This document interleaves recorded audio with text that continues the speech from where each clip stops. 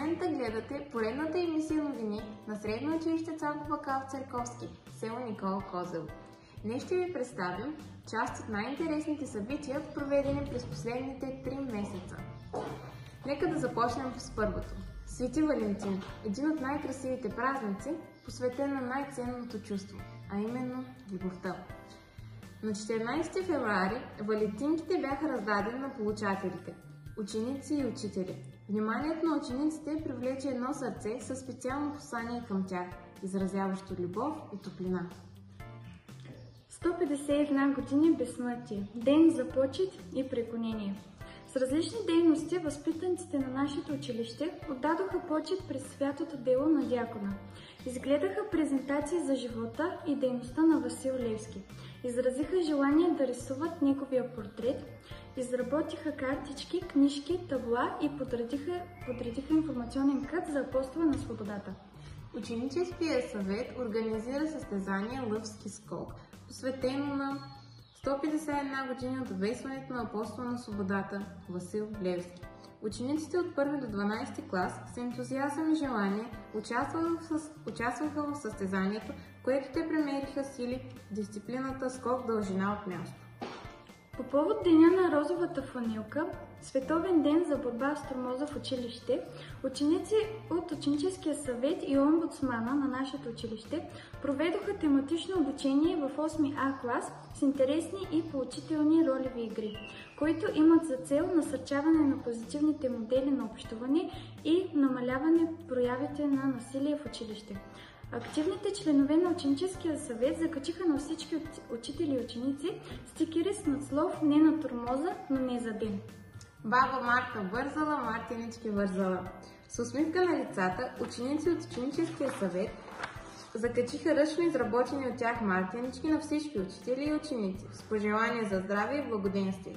Мартинички получиха и бъдещите първокласници на училището, както и всички деца от детска градина Зорница. Не забравиха и служителите от община Никола Козело, Народно читалище Пробуда 1906 и им поднесоха своите пожелания за здраве и благополучие с мартинички. С различни дейности всички ученици показаха родолюбие и отдадоха почит към загиналите за свободата на България. По случай националния празник, заедно с техните класни ръководители, водиха беседи, гледаха образователни презентации, попълваха работни листи, сътвориха рисунки, с които направиха табла, посветени на 3 март, денят на освобождението на България. Ученическият отбор по футбол при училището ни спечелиха областни ученически игри в Шумен 2024 година. При възрастова група 5-7 клас се класираха на първо място, а футболният отбор 11-12 клас завоюва престижното второ място. С песни и танци, танцовия състав с госпожа Хриска Делева поздравиха бъдещите първокласници на училището, както и всички деца от детска градина Зорница. По случай първа пролет, учениците подариха на всички учители и помощни възпитатели цветя, а на децата по една ябълка. Ден на изкуствата в училището ни. По инициатива на Ученическия съвет, талантите на училището изнесоха кратка програма от музика и танци. Учениците от танцовия състав за народни танци с ръководител госпожа Хриска Делева представиха пайдушко румънско и варненско хоро. За 12-та поредна година Център Амалипе организира ученически конкурс. Тази година участниците имаха задача да направят кратък видеоклип, рисунка или есе на тема "Моето мнение има значение за Обединена Европа". В категория рисунка от 5 до 7 клас на първо място е класирана Февзия Билял, ученичка от 7 клас. Тя трогна журито с нейното мнение относно войната между Русия и Украйна, като изтъкна, че никой от нас не иска да живее със страх от бомби. Февзия имаше възможността да посети детския фонд УНИЦЕФ в България, където са разговаряли за проблемите на децата и младежите в България. В категория видеоклип от 8 до 12 клас на призовото първо място се класираха учениците от Ученическия съвет. Техни представители на церемонията по награждаването бяха Айше Билял и Зейнеп Акиф от 11А клас. Във връзка с кампанията, организирана от Центъра Амалипе, посланник на толерантността за един ден, нашите момичета имаха честта и удоволствието да се срещнат с президента на Република България, господин Румен Радев. Сътрудничество и обмен на иновации по национална програма "Иновации в действие".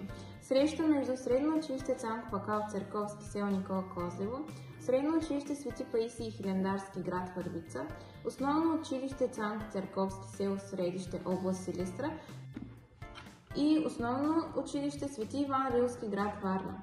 В сутрешните часове на 18 април 2024 г. иновативният екип на Средно училище Цанко Бакал Церковски, ръководен от директора на училището, господин Кателян Костадинов, посрещна гостите по стар български обичай с питка и мед. Гостуващите партньори наблюдаваха иновативен интердисциплинарен урок по математика, български език и литература, информационни технологии, технологии на облеклото от текстил в 8 клас на тема "Магията на българските шивици", на който присъстваха госпожа Даринка Бойчева, старши експерт по чужд език и по майчин език в РУО Шумен, госпожа Десислава Борисова, старши експерт по математика в РУО Шумен и родители. А сега нека да чуем интервюто, което проведохме с нашите гости. Здравейте! Днес на гости са ни двама директори от други населени места и сега ще ви представим двете дами. Здравейте, казвам се Милена Мерсинкова, директор на Средно училище Свети Паисий Хилендарски, град Върбица. Здравейте, казвам се Милена Михайлова и съм директор на Основно училище Цанко Церковски, село Средище, област Силистра. Добре, днес ще ви зададем няколко въпроса. Първият от който е: за първи път ли посещавате нашето населено място? Да, за първи път населеното място и въобще околността насам не бях идвала. Впечатлена съм от инфраструктурата по пътя, не очаквах да имате такава добра инфраструктура. Благодаря ви много. Какви са първите впечатления от нашето училище?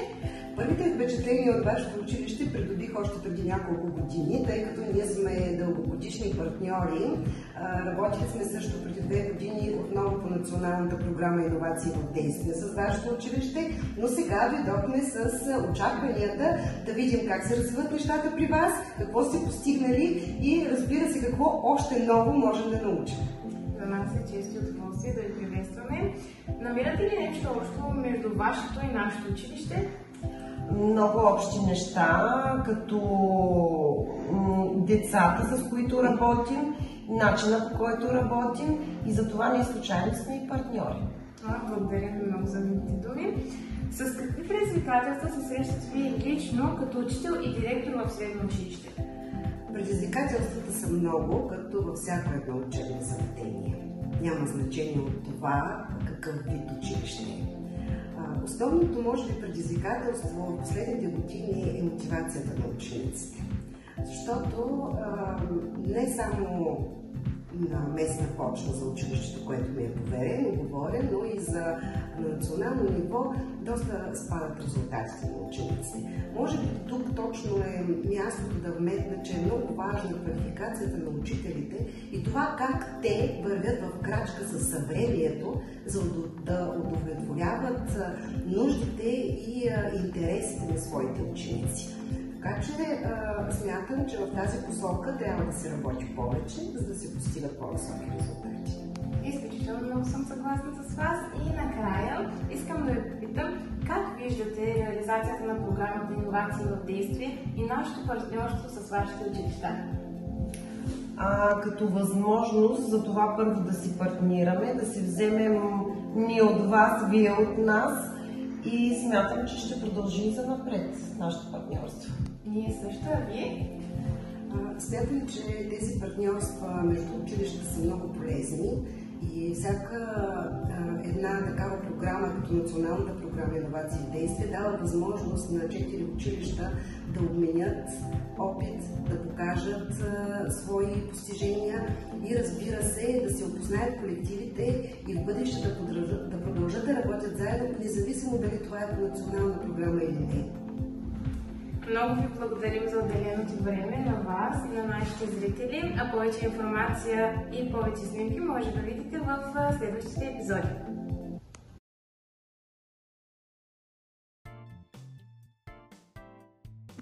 Най-малките възпитаници на нашето училище, заедно с техните учители, госпожа Галя Цекова и госпожа Мариана Пантелеева, отпразнуваха дългоочаквания празник на буквите. С песни и стихчета, поставени на буквите от нашата азбука, първокласниците изразиха своята радост, че вече са грамотни. Учениците показаха на своите родители колко много са научили и колко хубаво е да си първи клас. Ученици и учители отбелязаха Световния ден на планетата Земя, 22 април. По инициатива на омбудсмана на училището Юсуф Сулейман, ученик от 9 А клас, всички класове участваха, изработвайки тематични рисунки, сътвориха предмети и украси от рециклирани материали. Възпитаниците от професионалната паралелка с помощта на своите учители изработиха бучински рокли и аксесуари от найлонови турбички. Всички творби бяха изложени в екокът в фоайето на училището. Ученици от група занимания по интереси, народни хора и танци с ръководител госпожа Хриска Делева пресъздадоха обичая лазаруване. Те посетиха общинска администрация Никола Козело и различни домове, където танцуваха и пяха с много обич към българските традиции.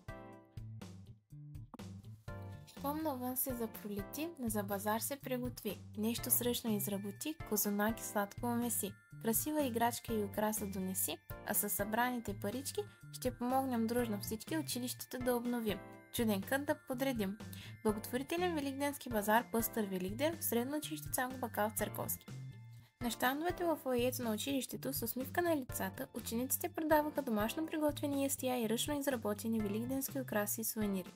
Вие гледахте емисията новини на средно училище Цанко Бакалов Църковски, а ние ви пожелаваме весели празници!